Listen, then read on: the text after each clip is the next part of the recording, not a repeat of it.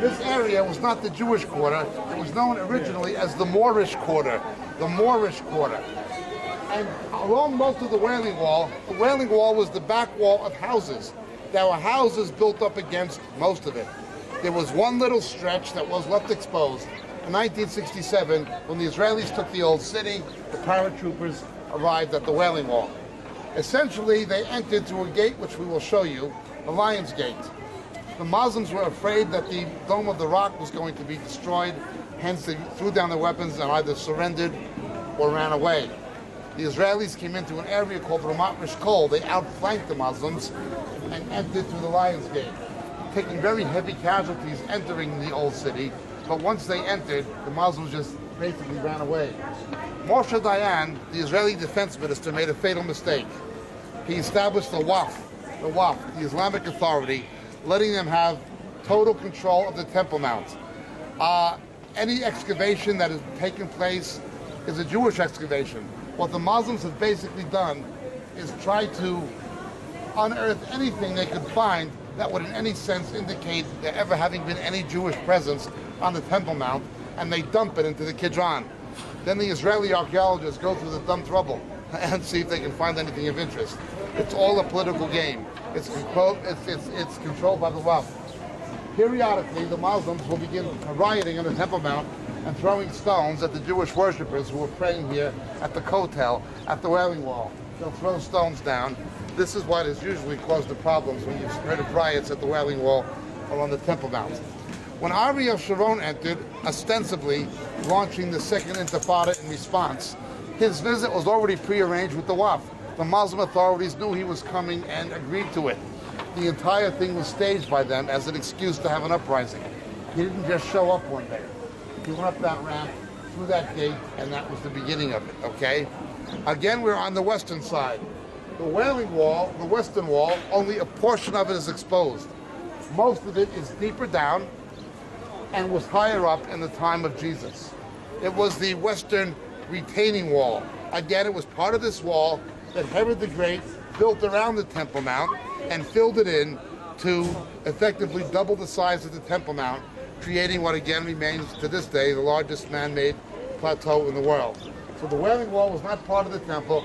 It is part of the Herodian retaining wall. You see those smaller stones on top. Those were not part of the original construction. Those are later Turkish construction. But the stones on the bottom, the lower ones, the larger ones, those are Herodian. Those are Herodian. They were not held in place with cement, but only with a kind of mortar, a thin sheet of mortar. It was basically the pressure and the configuration of the stones that held it in place. They had to be cut in a certain way so that they would lock each other in. That's how the stones basically worked. I will show you the largest one when we get into the temple. This plaza was then constructed with the synagogue on the left. Down here and to the left is the synagogue. But officially the entire plaza is a synagogue. The court of the women is on the right, for the men is on the left.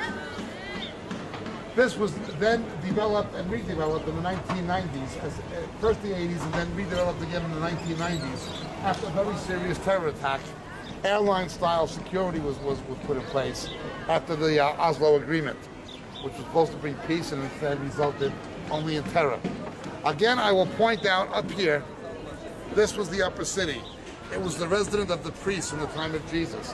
It was the residence of the Levitical priests and the clergy in the time of Jesus, okay? Proximal to the Wailing Wall. There were connections between the upper city and the Temple Mount with arches, one of which is Robinson's Arch. I'll show you inside, or will be pointed out to us in the model. Again, what you're seeing is only a small remainder of what exists in the time of Jesus. But when we get in, the model will show you all of what is there. This tunnel we're going through, called the Rabbi's Tunnel. The Rabbi's Tunnel is not made under the Temple Mount. It is made directly proximal to it, proximal to the Wailing Wall, and it heads in a northerly direction. It ends not at the end of the Wailing Wall, but in a Hasmonean tunnel, an intertestamental period water funnel where you walk through and come out on the Via Dolorosa. On the northern side of the temple would have been Fortress Antonia, the seat of Roman power, where Jesus was put on trial before Pilate. We'll explain that when we get to that area, either today or tomorrow.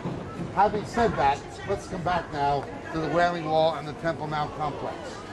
In 1967, it's retaken by Israel and is reestablished as the most holy site in Judaism. Orthodox Jews, by halakha, by Jewish law, are officially not allowed to go up on it. Orthodox Jews are not allowed to go up on it because they teach that the Shekinah is still present. The Shekinah is still present even though the Ark isn't. And you might not be the right high priest, and it might not be the Day of Atonement, and you might defile where the Holy of Holies had once been. This becomes the big issue, the location of where the temple was. Was it exactly on top of the Mosque of Omar, or was it to the north of it? There is one tradition that we will see in the tunnel, the foundation stone. This stone, they believe the Holy of Holies was to the east of it. When we get to the stone, I'll point it out to you. That is the most sacred place in the world in Rabbinic Judaism.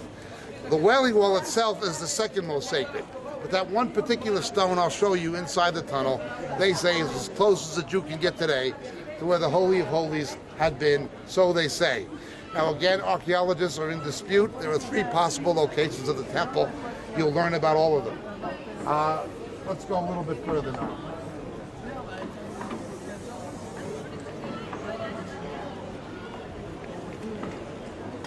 The Temple Mount, when the Crusaders first arrived in the Middle Ages, they actually thought the Mosque of Omar was the Holy Temple. That's how ignorant of the Word of God they were.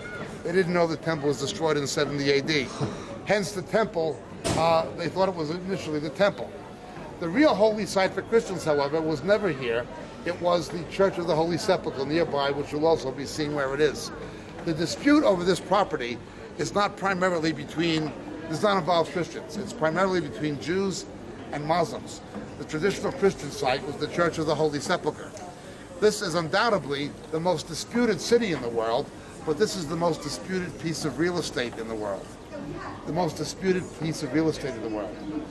The term Jerusalem never is even found in the Quran, but 4 times a city called Al-Quds is named in the Quran, which some later Islamic scholars have identified with Jerusalem.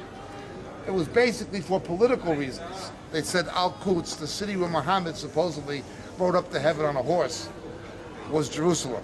But it was basically exploited that way for political reasons.